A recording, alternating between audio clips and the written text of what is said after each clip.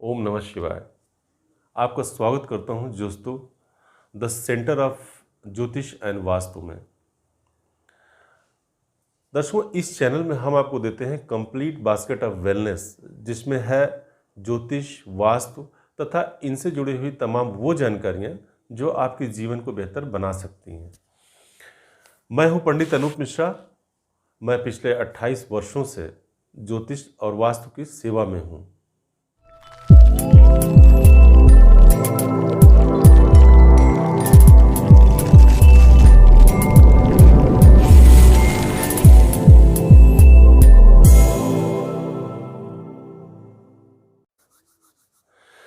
एक समरूपता है हम में, आप में, हमारे वास्तु में और इस ब्रह्मांड में। हम सभी पंच तत्वों से निर्मित हैं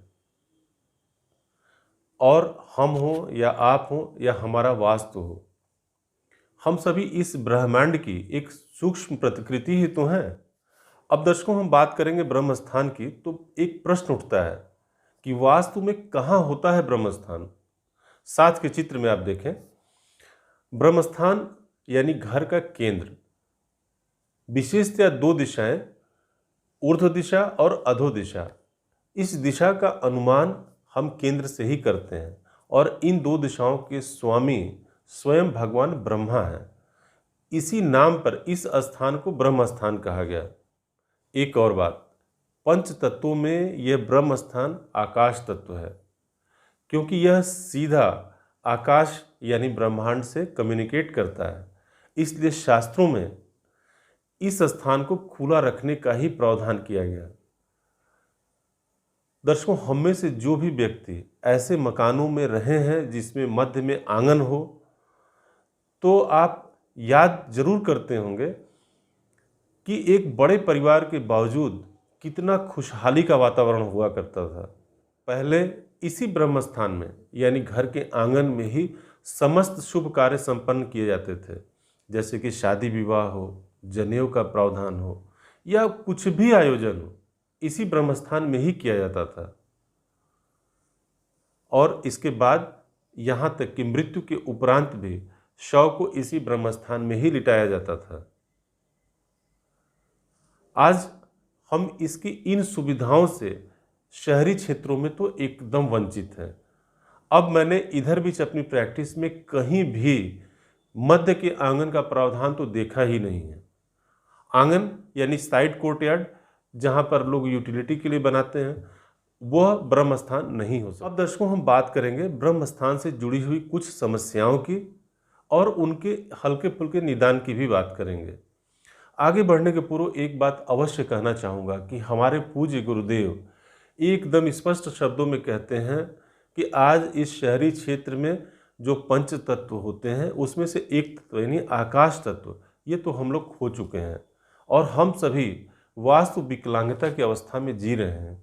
तो जिस अवस्था में भी हैं, हम कम से कम उतनी चीज़ों को संभाल कर चलें ताकि हमारा जीवन सुखमय हो। अब बात करते हैं कि ब्रह्म स्थान में क्या न बनाएं।